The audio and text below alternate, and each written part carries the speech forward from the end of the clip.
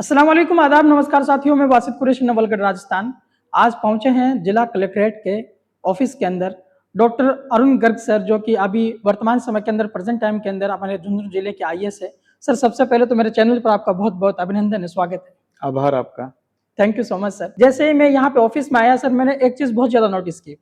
वहाँ पे लोग इंतजार कर रहे थे। आप जैसे आए, आने के बाद में जैसे आपने अपने सिटिंग एरिया को कवर किया, उसके बाद में लोग कोई तो पेपर लेके आ रहा है, कोई नोटिस लेके आ रहा है। सर, आपकी भाषा शैली, आपका काम करने का तरीका बहुत ही ज़्यादा लाभान्वित है और बहुत ही शानदार तरीके से आप काम करते हैं सर। क्योंकि जिस तरीके से आप लोगों से बात कर रहे थे, मैं देख रहा था सर, इतने बड़े आईएएस है, इतने बड़े पद के ऊपर आप स्थापित है और लोगों को सही तरीके के माने में समझाने के बाद में लोग यहाँ से खुश होकर जा रहे हैं। क्या कहना चाहेंगे सर? मेरा इस बारे में बहुत स्पष्ट मानना है कि हम सरकार के लोगों के ट्रस्टी हैं, सिविल सर्वेंट। जी, तो वी आर सिविल सर्वेंट। तो इसमें दो वर्ड जुड़े हुए हैं, सिविल और एक सर्वेंट।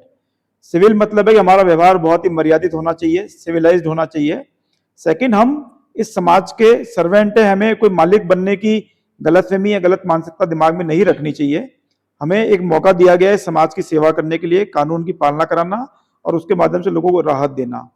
तो जब तक हम आम आदमी के लेवल पे जाके उसकी भाषा में उसको कंफर्ट देके बात नहीं करेंगे तो वो अपनी सहजता से बात ही नहीं कह पाएगा, और यदि अधूरी बात हम सुनेंगे तो उसका निस्तारण भी उतना अच्छा नहीं होगा। तो मेरा पहला प्रयास रहता है कि जो भी आदमी आया है हमारे पास में, उसको एक इजी माहौल दिया जाए, वो कंफर्टेबली अपनी बात कह सके, उसकी बात सुन सके, उसके बाद जो भी कानूनन निस्तारण हो सकता है वो देख के त्वरित रूप से जो भी अधिकारी उनसे बात करें और उसको राहत देने का वास्तविक प्रयास करें।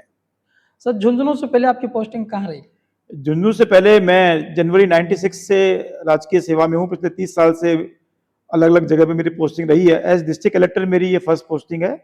इसके पहले आईएएस के रूप में मैं सेटलमेंट कमिश्नर, ईडी रिको, एडिशनल एमडी, एनएचएम, इन पदों पर रहा हूँ, और आरएएस के रूप में विभिन्न जगह एसडीएम, जयपुर में एडीएम और अन्य पद पे रहा हूँ। झुंझुनू की धरा के ऊपर काम करने के बाद कैसा महसूस कर रहे हैं सर? झुंझुनू एक बहुत ही अच्छा जिला है, पढ़ा लिखा जिला है, जागरूक है, संपन्न है, लोग अपने अधिकारों के प्रति जागरूक है, और मेन बात, लोग काफी एजुकेटेड हैं। और चूंकि यहाँ जो भी लोग हैं वो अलग अलग तरह के राजकीय सेवाओं में, सैन्य सेवाओं में, विदेशी नौकरियों में काफी एम्प्लॉयड हैं, तो लोग अपने काम से काम रखते हैं और एक प्रोग्रेसिव सोच है। ये बड़ी अच्छी बात यहाँ पर है। सर, एक बच्चा जब स्टूडेंट्स लाइफ में होता है, उसके बाद में 10th करता है, 12th करता है, उसके बाद में 10th के बाद में एक सब्जेक्ट होता है आर्ट्स, कॉमर्स, साइंस। उसके अंदर से जो भी सब्जेक्ट वो चूज करता है, आपके भी दिमाग के अंदर जब आप 10th में थे, 11th में थे, 12th में थे, आपके दिमाग में कब ये बात पैदा हुई, कब ये सोच पैदा हुई कि आपको यूपीएससी क्लियर करना है और मुझे आईएएस बनना है? एक्चुअली हमारे समय, अब तो बहुत नई नई विधाएं आई, हमारे समय जैसा आपने कहा 3 ही होती थी, आर्ट्स, कॉमर्स, साइंस जी, और उस समय बेसिकली पेरेंट्स भी कोई बहुत ज्यादा जागरूक नहीं होते थे। तो जो हमारे बड़े, हमारे कजन्स भाई लोग पढ़ते हैं, सामान्यतः उसको सभी को उसी के साथ पढ़ा दिया जाता था। तो मुझे भी कॉमर्स, चूंकि मेरा ब्रदर और मेरे कजन्स कॉमर्स स्ट्रीम में थे, तो मैंने भी कॉमर्स में ही एडमिशन लिया और मैंने आईसीडब्ल्यू ज्वाइन किया। लेकिन मेनली मेरे फादर की इच्छा थी कि मैं प्रशासनिक सेवा में जाऊं, और उनकी प्रेरणा, उनका आशीर्वाद रहा, ईश्वर की कृपा रही, और मैं यहाँ सेलेक्ट हुआ।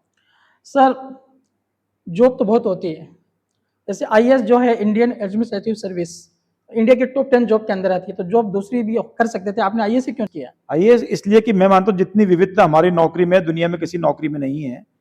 हमारा जो पदस्थापन है वो जैसे अभी जिला प्रशासन में है, इसके पहले मेडिकल में था, उसके पहले रेवेन्यू में था, उसके पहले रिको जो इंडस्ट्री में उसमें था, कभी नगर निगम में था, जेडीए में था, समाज कल्याण विभाग में था। तो आपको इतने अलग अलग विभागों की, इतने तरह की नौकरी करने का मौका मिलता है जो कहीं संभव नहीं है। और साथ ही जो पंक्ति में अंतिम खड़ा हुआ आदमी है, उससे लेके और टॉप इंडस्ट्रियलिस्ट समाज में जो भी ऊंचे लोग पहुंचे हैं, उन सबसे आपको बात करने का, उनके साथ काम करने का मौका मिलता है। इतना वाइड स्पेक्ट्रम मैं नहीं मानता दुनिया किसी भी और नौकरी में है। तो सर, जो वर्तमान समय के अंदर जो बच्चे ये सोच रहे हैं कि मुझे आईएएस बनना है, आईपीएस बनना है, उनके लिए आप कुछ इंस्पिरेशन वर्ड कहना चाहेंगे? मैं बहुत सिंपली यही कहना चाहूंगा कि जैसे हमारे हाथ की 5 उंगलियां बराबर नहीं होती है, इसलिए हर बच्चे को भगवान ने 800 करोड़ लोग बनाए हैं, 800 करोड़ शक्ल बनाई है, किसी दो व्यक्ति की शक्ल एक सी नहीं होती। उसी प्रकार से 800 लोगों का ही जो है वो सोच अलग बनाई है, उनकी बुद्धिमत अलग बनाई है, उनका डेस्टिनी भी अलग है। इसलिए कॉपी पेस्ट नहीं करें कि साहब इसने ये कर लिया तो मुझे भी यही करना है। आपको जो ठीक लगता है, जो आपकी परिस्थिति अलाउ करती है, क्योंकि जो भी आप करते हैं वो आपके सामाजिक, आर्थिक, भौगोलिक, शैक्षणिक बहुत सारे कारणों से गवर्न होता है। तो जो आपकी परिस्थिति अलाउ करती है उसको आप उसी सेटअप में बेस्ट करने का प्रयास करें। जो आपको अचीव होता है उस पर आप संतुष्टि करें, उससे एक सेटिस्फेक्शन डिराइव करें और उसके बाद आगे बढ़ने का प्रयास भी करें। तो हरदम असंतुष्ट भी नहीं रहना, लेकिन बिना काम संतुष्ट भी नहीं रहना। जो प्राप्त हो गया उसको आपको संतुष्टि होनी चाहिए और उसके बाद आगे बढ़ने की लालसा होनी चाहिए। ये एकमात्र माध्यम है। सेकंड, शॉर्टकट नहीं होता, मेहनत का कोई विकल्प नहीं होता। जो बच्चा 3 साल मेहनत करेगा वो पूरी जिंदगी उसकी बेहतर निकलेगी, और जो 3 साल जिंदगी बेहतर निकाल के मौज मस्ती में निकालेगा तो ये पक्का है कि उसको पूरी जिंदगी मेहनत करनी पड़ेगी। तो विकल्प एक ही हमारे पास कि हम जो हमारा विद्यालय वाला समय है, जो कैरियर के समय है, उसमें यदि हम फोकस होकर कंसंट्रेट होकर मेहनत कर लेंगे तो हमारा जो आगामी जीवन है वो बेहतर होगा। और उसमें यदि हमने वो नहीं किया तो ये तय है कि हमारे आगामी जीवन में कहीं ना कहीं संघर्ष रहेगा। प्रेजेंट टाइम के अंदर सर स्टडी को लेकर दो चीजें बहुत ज्यादा इंपॉर्टेंट है। एक तो सेल्फ स्टडी, एक होती है कोचिंग। इंपॉर्टेंट कौन सी चीज है? मेरा तो मानना है कि अगेन जैसे मैंने आपको कहा कि कोई भी चीज आप किसी के कहने सुनने से नहीं माने, दोनों का अपना अपना रोल है। क्योंकि जो प्रशासनिक सेवाएं हैं उसमें कोई सिलेबस नहीं होता।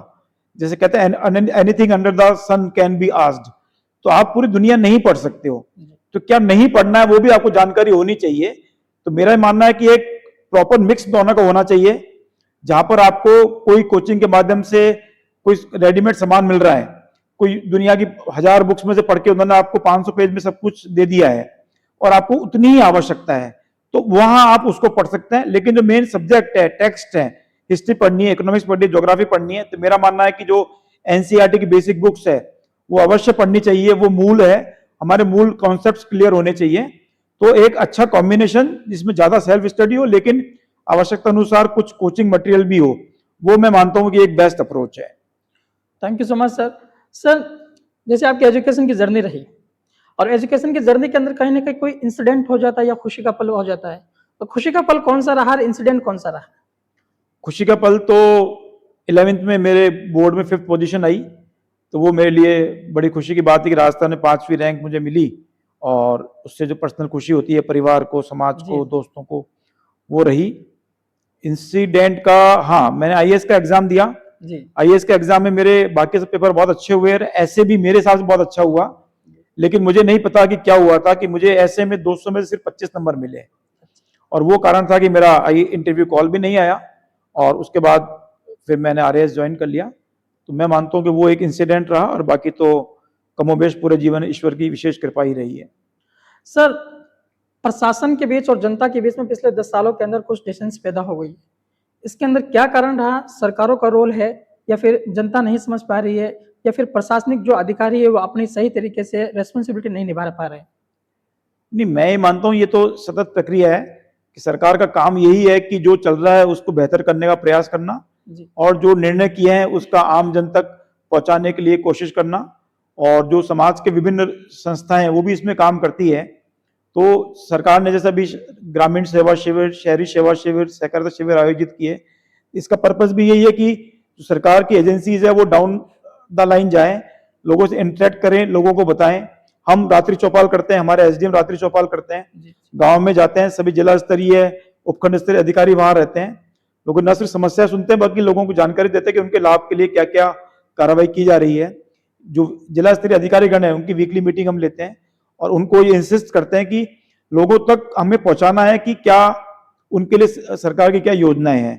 तो ये एक सतत प्रक्रिया है, और मैं मानता हूं कि सोशल मीडिया के साथ में, जागरूकता के साथ में लोगों का एक्सपेक्टेशन लेवल और बढ़ी है, पर वो अच्छा है। ये गैप है वो पूरा किसी दिन एकदम खत्म हो जाए वो मुश्किल है, लेकिन इसको कम करने का प्रयास चल रहा है। और जहां तक मेरी जानकारी वो प्रयास पॉजिटिव है। जितने लोगों को जानकारी पहले मिलती थी योजनाओं की, उसके मुकाबले अब वो प्रतिशत काफी अच्छा है। राजस्थान के अंदर झुंझुनू जिला है सर, वर्तमान समय में आप भी ऑन ड्यूटी है और मेरा जिला भी झुंझुनू जिला ही है सर। और झुंझुनू जिलों को वीरों की धरती कहा जाता है, और ये वाकई वीरों की धरती है।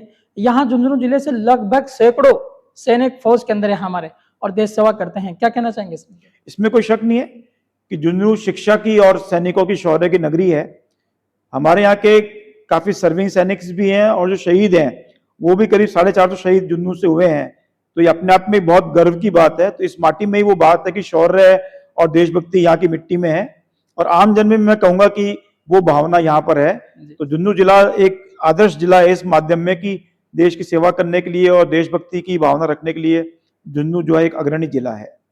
सर जो स्टूडेंट्स स्टडी कर रहे हैं 10th 12th 11th या ग्रेजुएशन, तो आईएएस बनने के लिए या आईपीएस बनने के लिए, यूपीएससी क्लियर करने के लिए, तो कौन सा उनको किस तरीके का शेड्यूल बनाना चाहिए, किस तरीके का उनका सोना उठना होना चाहिए, किस तरीके का खाना पीना होना चाहिए, किस तरीके की उनको सेल्फ स्टडी के अंदर टाइम देना चाहिए? मेरा तो ये मानना है कि एग्जाम लिखना एक आर्ट है।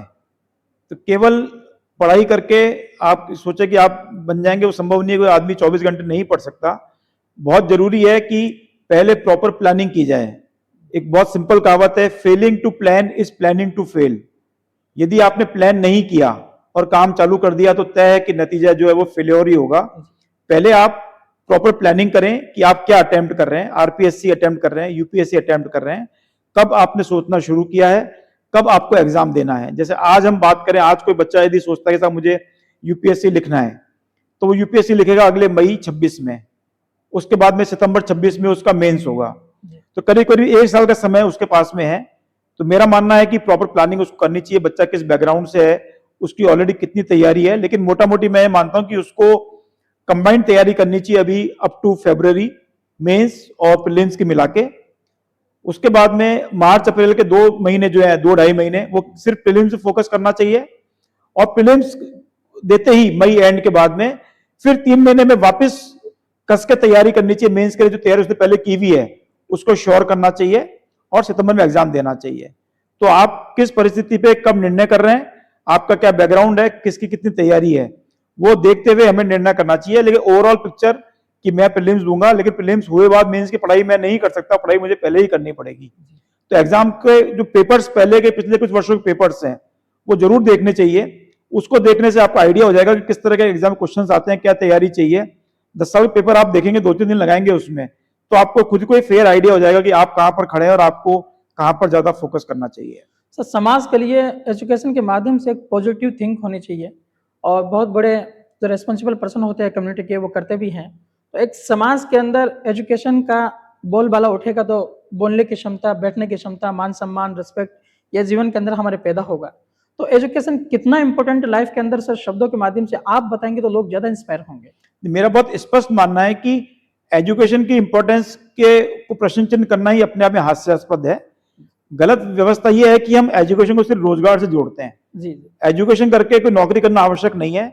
आप जो भी करें, इवन हमारी गृहिणी है, हमारी माताएं बहनें हैं, हम ये साफ देख रहे हैं कि हमारे समाज में जो बच्चियां पढ़ी लिखी है और जो बच्चे पढ़ी लिखी नहीं है, वो खुद का अपने स्वास्थ्य के लिए, अपने रहन सहन के लिए, अपने परिवार के लिए, अपनी जागरूकता के लिए, अपने हैप्पीनेस के लिए बेटर परफॉर्म कर पाती है, अच्छा परिवार चला पाती है। तो आप यदि गृहिणी हैं, आप चाहे व्यापारी हैं, आप चाहे प्रोफेशनल हैं, जो काम आप करना चाहते हैं, जो आप कर सकते हैं वो आप करिए, लेकिन पढ़ाई करने का कोई विकल्प ही नहीं है। हमें जो भी संभव हो बेस्ट एजुकेशन लेनी चाहिए। और वैसे भी संसार में जितनी संपत्तियां हैं, चाहे वो आपका शेयर है, चाहे वो मकान है, चाहे गोल्ड है, वो चोरी हो सकता है, लेकिन शिक्षा ऐसी संपत्ति है जो चोरी नहीं हो सकती है। आपने हासिल की है तो इस पूरे जीवन में आपकी ही रहेगी। तो इस असेट्स का कोई विकल्प नहीं है। जो बेस्ट एजुकेशन कोई भी ले सकता है, चाहे वो लड़का हो, लड़की हो, व्यापारी हो, नौकरी पेशा हो, वो जरूर लेनी चाहिए। सर ऑफिस में काम करते हैं, सुबह आते हैं, शाम तक जाते हैं, लोगों का बर्डन रहता है। बहुत से लोग आपसे मिलते हैं, आप बहुत से लोगों से मिलते हैं, और कभी तो कोई ज्ञापन देके जाता है, कभी आपकी समस्या लेकर आता है। अपने आप को रिलीफ कब महसूस करते हैं? रिलीफ सबसे बड़ी मैं मानता हूं कि जो काम आपकी हॉबी होती है, यदि आप वो उस काम को हॉबी समझ के करते हैं, फिर वो काम नहीं होता, आप उसको एंजॉय करते हो।